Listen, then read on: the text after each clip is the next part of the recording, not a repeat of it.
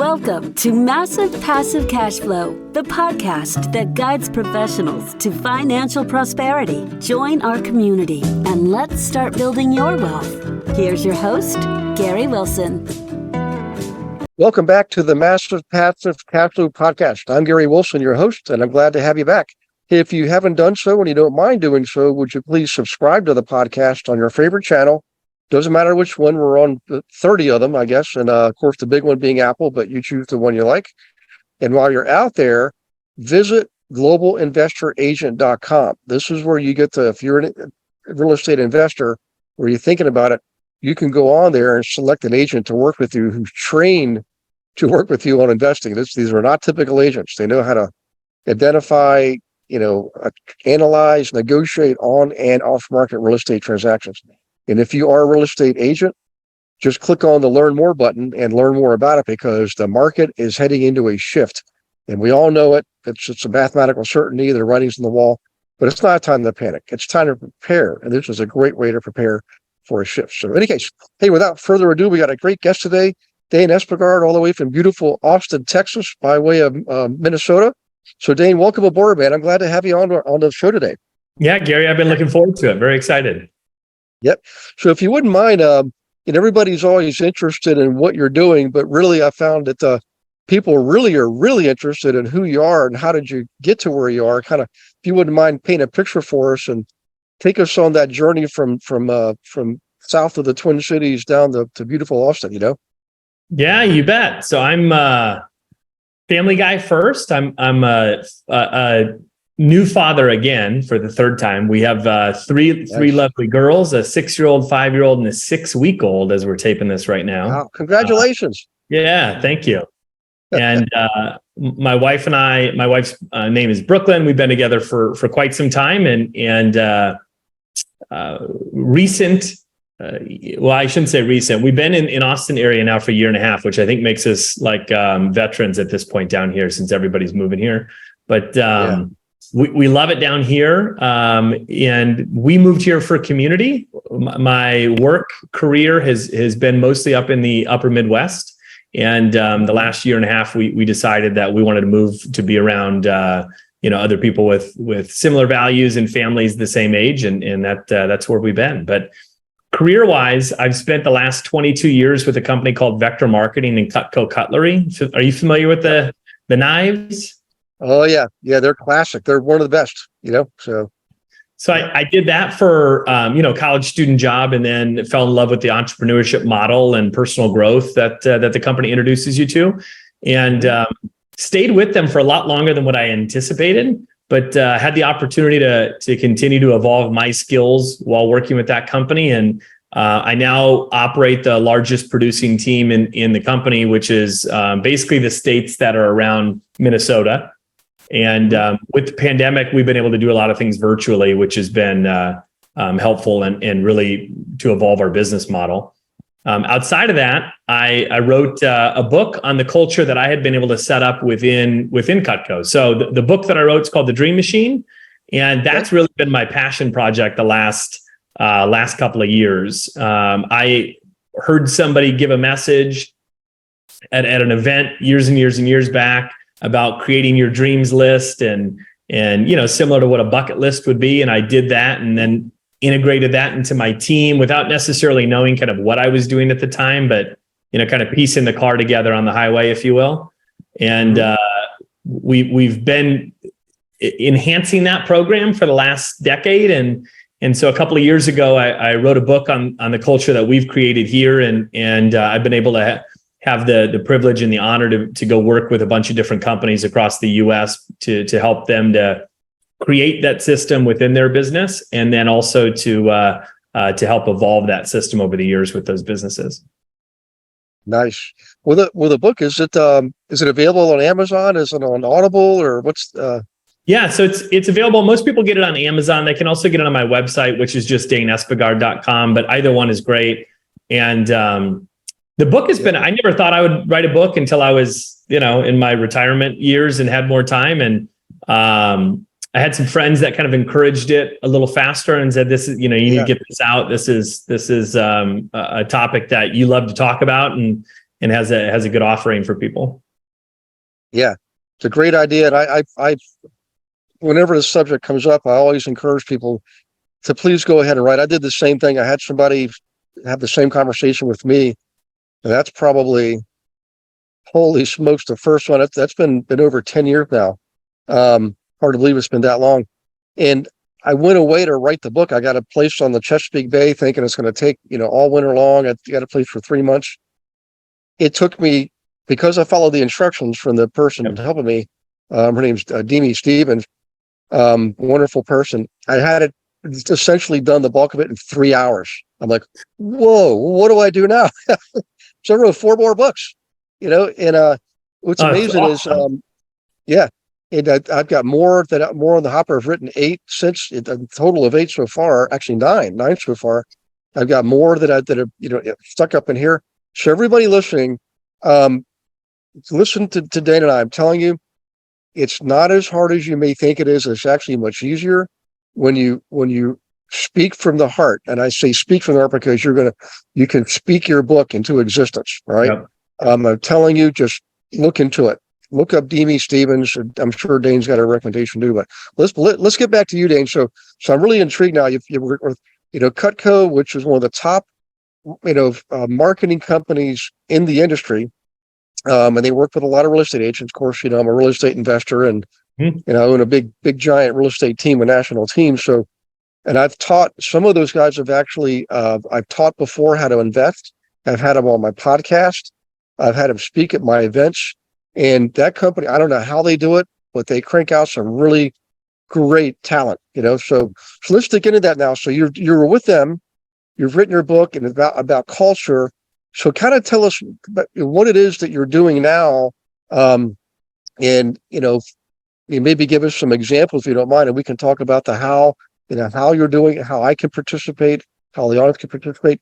But let's just go ahead and start with what it is that you're doing now with your life, Yeah, you bet. So it's, the whole culture came from a place of, I moved a few times within the organization and had to start my team from scratch a couple of times.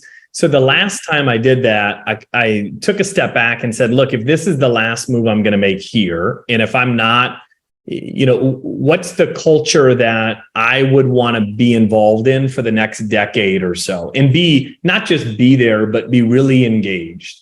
And Cutco and Vector is a high turnover business, just like, real estate market as well, in terms of, not just attracting and finding great talent, but keeping those people around, engaged, and fulfilled for a long period of time. And so what I settled on was, it's not about what the job is, it's about what kind of life the individuals are working while they're here.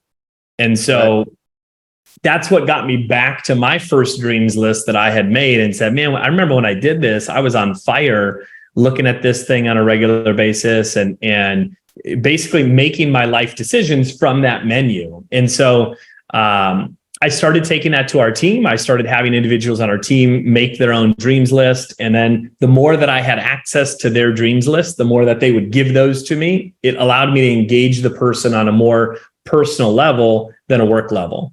Right. So the conversation was no longer, hey, Gary, you're going to hit your numbers this month. Hey, Gary, what's business look like? But it was more, hey, Gary, let's talk about your dreams list. What have you done lately? What are you working towards? And what it did is it shifted our conversation to align with one of my beliefs, which is, we don't live to work, we work to live. And when I was able to shift the conversation to be about the person first and how the job can serve them, instead of them serving the job, I had some really massive shifts within our team in terms of individuals staying for a much longer period of time. And that allowed me to build the business that I was excited to be a part in. And now I get to go and speak about that to other organizations. And so I've only been doing that for the last 2 years, but it's been really cool. I've been invited back to every single company I've had the opportunity to speak to once. They brought me back again. Which to me is a good sign that things are going well. But it's neat because when I get the opportunity to come in as their guest speaker, I come in and lead a dreams workshop, which is essentially, a thought jogging process a little bit of pre-framing, getting them to the right state. And then when they're done with that portion, most people will have about 100 to 200 dreams on their list. And we cover every category from career to, personal health to relationships to spiritual. And, and so I get energized every time I do it. And I know that when they're done, they've got this awesome menu of things that, they can use as some motivation on the everyday. Yeah. Well, I love it.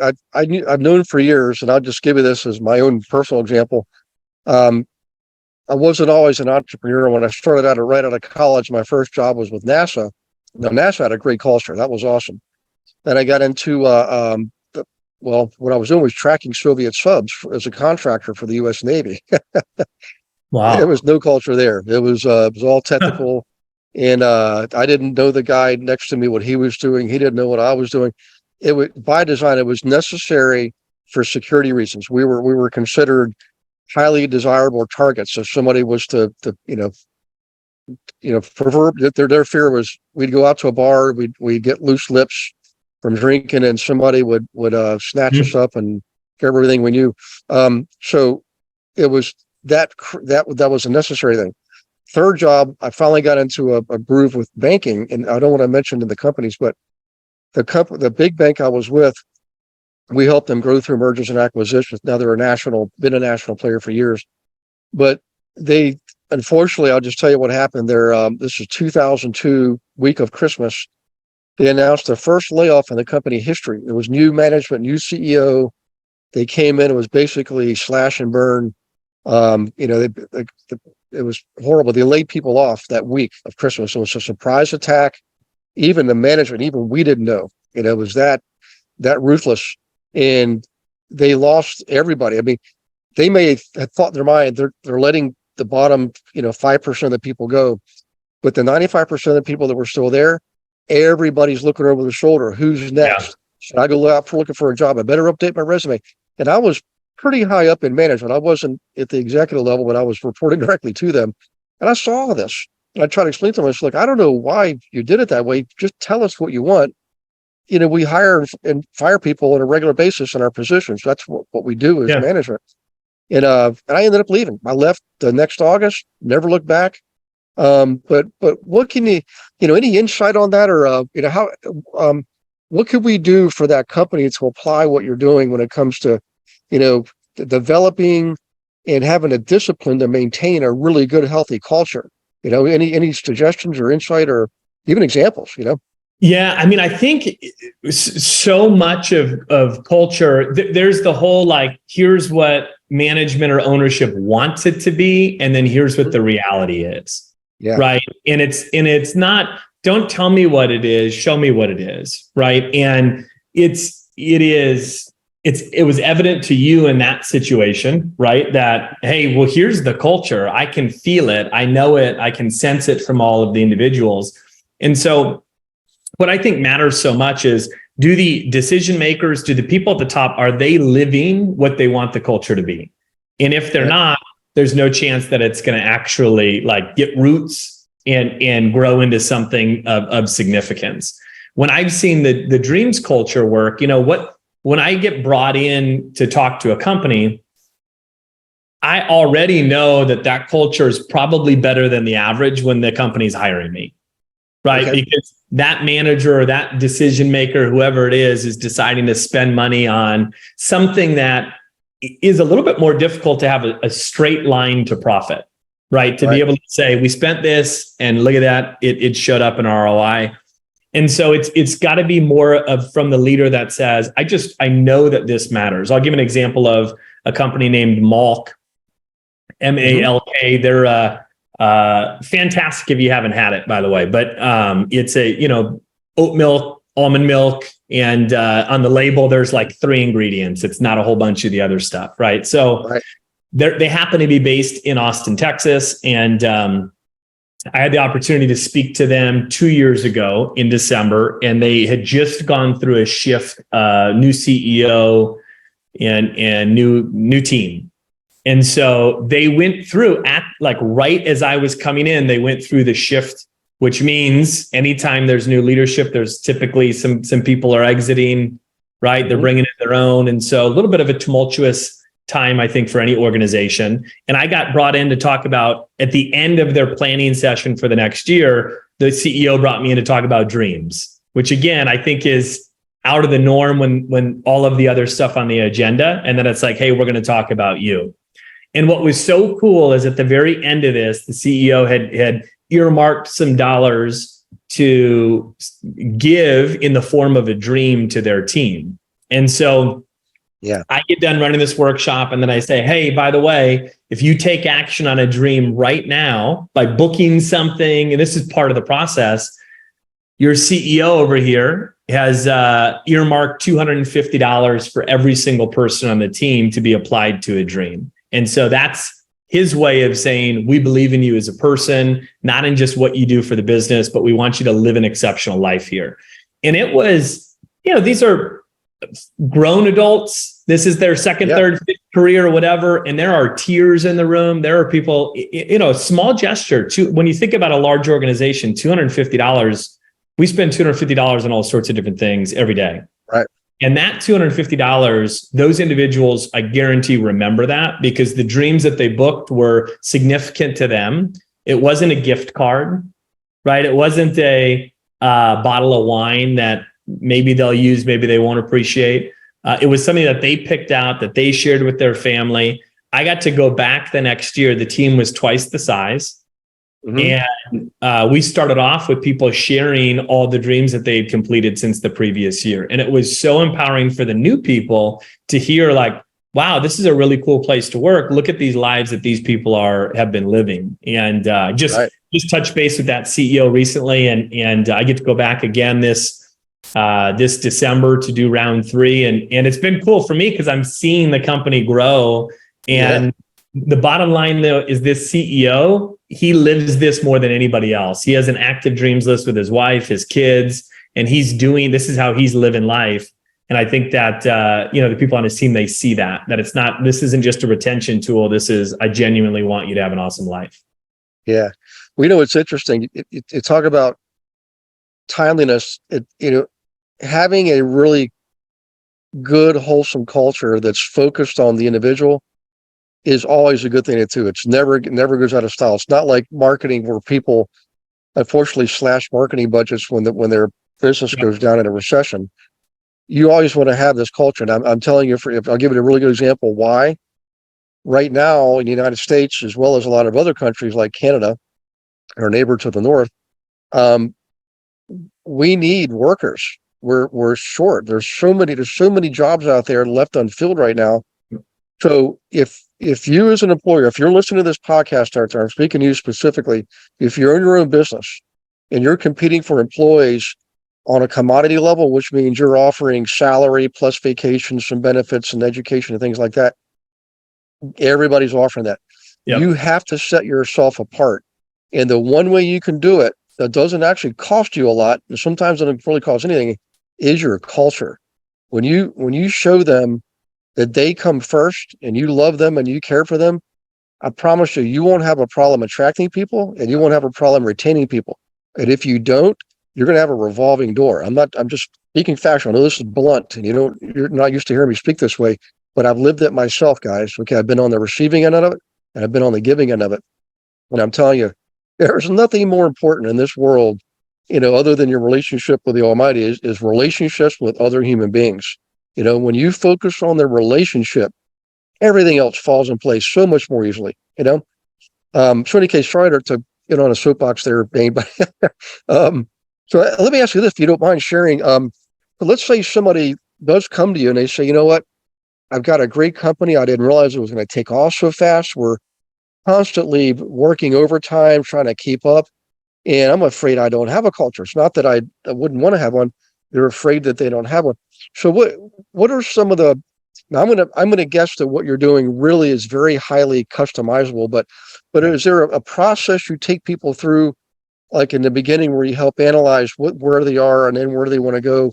If you could walk us through there's a process or some steps, that would really help a lot too, We'll be right back with the Massive Passive Cash Flow podcast after I invite you to Monday Night Live. Every Monday night, 7 p.m. Eastern, I teach a class without fail for you on subjects ranging from flipping to buying rentals, managing rentals, wholesaling, commercial, creative purchasing techniques, analyzing properties, identifying properties, hundreds and hundreds and hundreds of subjects. And if you are a licensee, if you have a real estate license, you should definitely tap in, because there are a lot of investor agents also in the class. Many of them are on the global investor agent team. So you can learn from them as well as from me how to actually work with investors correctly and profitably. All right, we'll see you Monday night. The link is in the show notes. Go ahead and register. We'll get right to the Massive Passive Cash Flow podcast. Yeah, absolutely. So one of the things that I'm a firm believer in is like every organization has culture. Whether or not it was intentional is the question. And so what I would say first to somebody who's, hey, we've been growing rapidly and we're not quite, our culture, we haven't been as intentional on that. I'd say, well, you have a culture. So step one would be, let's figure out what is it. And the way that you take the temperature of the culture is not to ask the CEO, it's to ask the people on the ground level, right? To say, hey, how would you describe the team? How would you describe what it's like to work here? What do you think the focus is here? And just some general open-ended questions that you can start to kind of see some themes, right? To see like, oh, they're valuing the individual, or, nothing at the end of the day, all that matters is revenue, or, figuring out what matters in that organization, and then being unemotional about it. So it's depending on what kind of business it is, man, if you're the owner and you started the business, and you're probably going to be pretty emotional if you take a peek under the hood and notice that the culture kind of got away from you and you're not too excited about it. But what I always tell someone is be emotionally unattached to where it is currently, right? Because there's nothing we can do about what's happened thus far. Notice where it is, get really clear on what would be the most empowering culture that you could envision. And it might be a really heavy lift to get from here to here, right? But say, what does that look like? And then it's recognizing under that light, right? Or through that lens, okay, let's analyze each part of our communication with our team.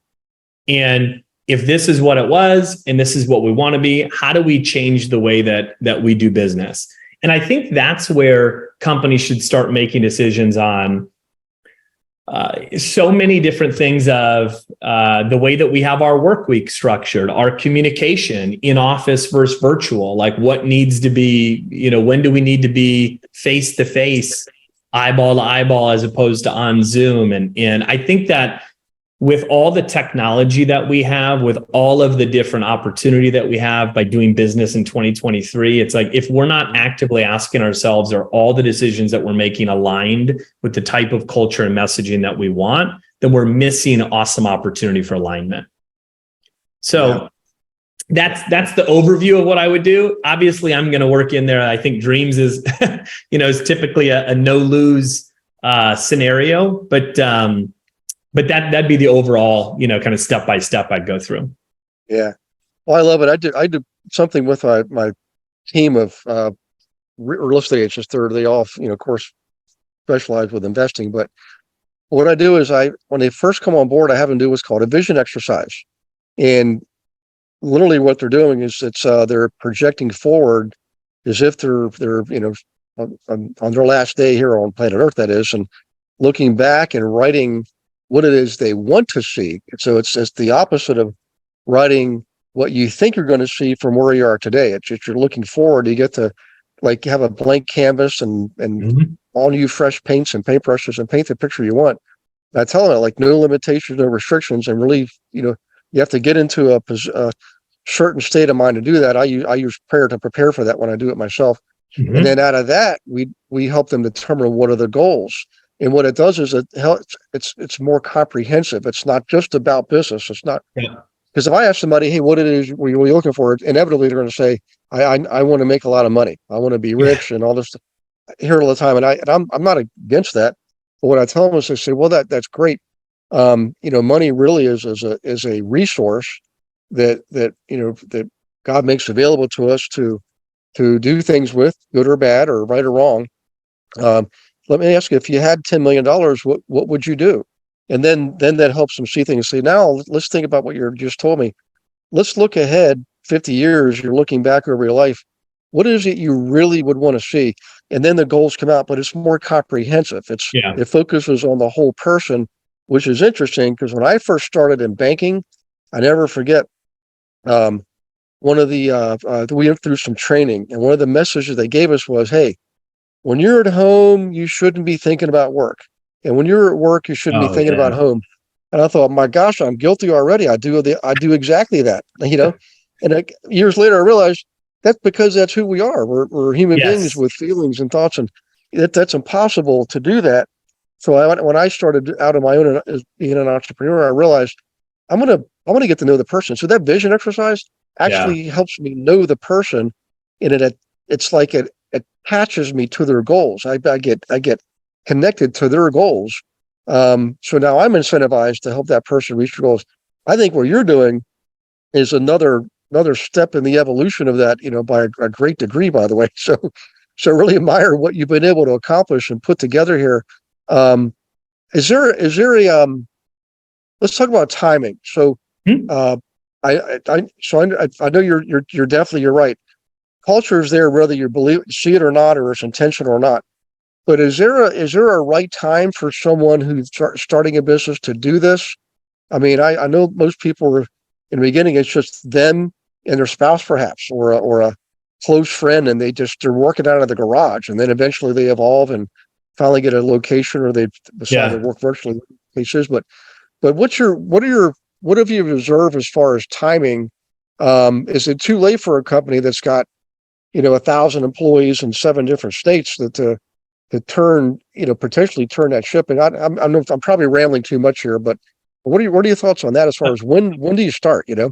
A great question. I don't think that there's ever what's the old proverb, which is like, when's the best time to plant a tree 20 years ago? When's the second best time today? Right. So I don't think that there's a bad time for somebody to get started. I think it's just understanding, hey, the smaller the ship, the easier the turn. Right. Yep. So if it's 1,000-person company, it's like, well, when should you start it? And now just know that it's going to take a little bit longer to get everything moved, but that's the size of the organization. Right. And if somebody is a startup and it's them and one person, it's like, great, now's the time. But you said something within the question that I think is actually goes in line with what I was talking about before, which is the leader living it. And one of the principles that I talk about in the book is living out loud. And, the fastest way for somebody to really integrate a culture like this is for them to do it themselves with their spouse and their family, and then also to share the wins publicly. And this is where I've gotten the most movement in my organization. And I've had some benefits that I didn't necessarily, they weren't intended, but have been really cool to see happen.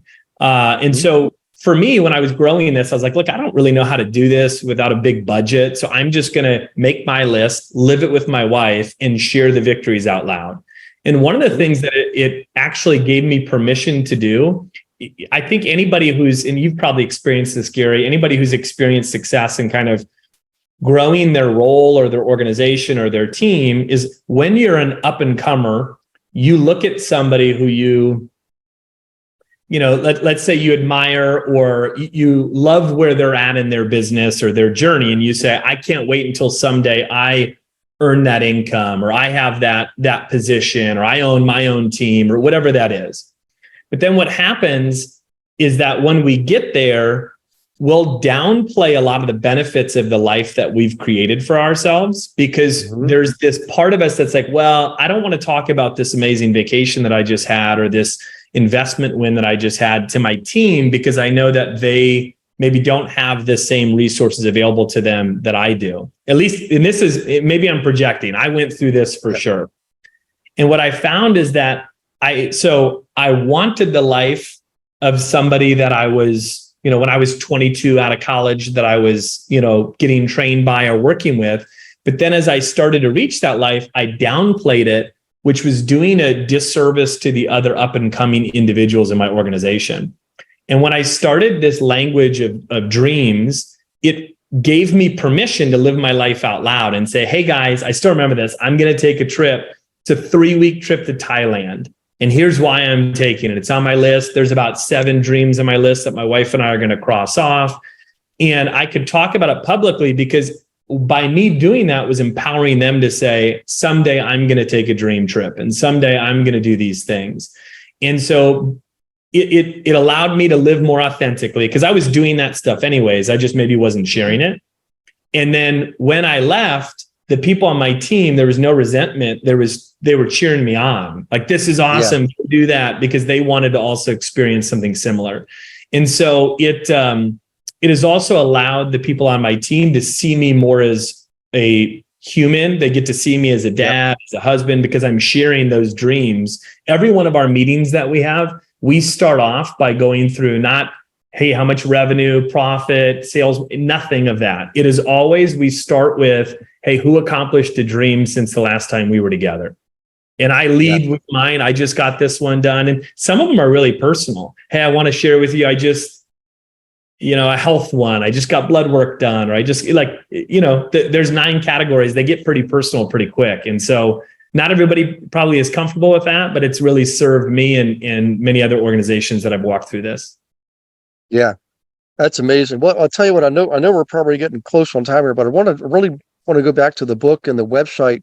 So for people who want to check this out and learn more, how do they engage with you? I mean, if you could, is it better to get the book first? I mean, kind of walk us through that process, Sure. So yeah, my website, they can reach me on there, which is just daneespegard.com. They also, any of the social media platforms, they can find me on there. I'm pretty communicative on that as well. But I don't, I think it depends on who it is. Some people getting the book and reading through that way is plenty. Like if somebody runs a real small team, it might be best for them to read the book and just do it on their own. I wrote it with not holding anything back. It wasn't like, here's the tip of the iceberg, now hire me for the rest. It was, go do it all on your own. And if you want some assistance, feel free to reach out.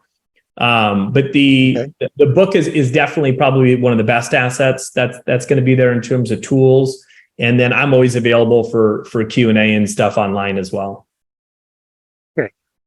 So the DaneEspegard.com, and the book again, the Dream Machine, right? Yep. And if you look at the Dream Machine on Amazon, there's 2 of them. There's one with a yellow copy, and then there's one with a guy with his shirt off. I'm the yellow copy one. Okay. not the guy with his shirt off. It's funny. There's another Gary Wilson out there. He's a musician, and I don't know anything about his music, but when I, early days with Google, people would say, Gary, there's a Gary Wilson out there and he's kind of crazy looking. Is that you looking up? I said, nope, not me at all. I couldn't carry a tune in a bucket if I wanted to. But awesome. More power to him, because he's obviously entrepreneurial. But I'm an old, I grew up in a military family and Boy Scout and the whole 9 yards, but I always admire people who are musically talented, and they tend to be a little more expressive of themselves and in their dress and everything. So it's kind of, I get that. It still happens today. This has been a long time now, and it still pops up today. So it's kind of interesting. So you're the guy with the shirt. Yeah. You won't see me with my shirt off online. That's awesome. Well, listen, I really appreciate you doing this. And for everybody listening, just please remember, I know you may be driving, but just remember DaneEspegard.com, and it's ESPEGARD, Espegard, just like it sounds, just like it's spelled. Okay. And check out the book, The Dream Machine. And while you're out there, if you wouldn't mind, please leave a review for the podcast. Well, I know I say it a lot, but it really is important. That's the energy. That's the mojo that keeps the podcast business going, because we actually don't, generate a revenue from this. Well, a lot of us don't. So your reviews are our currency, and the more reviews you leave, the more Amazon and Apple and all those guys reward us for attracting more people. So we really do appreciate it. And before you leave the internet, again, go back to the globalinvestoragent.com. Particularly if you're a real estate agent right now, I'm speaking to you because the market is volumes down. You can talk to any title company, they'll tell you volumes down. Interest rates are up, so loan applications are down. The writing's on the wall, but I don't want you to be scared. It's not time to panic. I've been through it before a number of times. It's time to prepare. You're going to find out very soon, why is it that some agents make so much money in a down market and others just evaporate? Well, there's a reason for it and there's a process for it, and you can learn that. Just click on the Learn More button, and we'll help you out. And there's no cost. You just have a conversation. You can come to class free on Monday nights, called Monday Night Live. Just be kind to yourself. So Dane, I really appreciate again doing this. Any final thoughts or words of wisdom? Maybe something your favorite grandfather taught you when you were a kid. Something like that. I'll leave you with a quote. And the quote is stuck with me from a speaker that I heard, Matthew Kelly, years and years and years ago.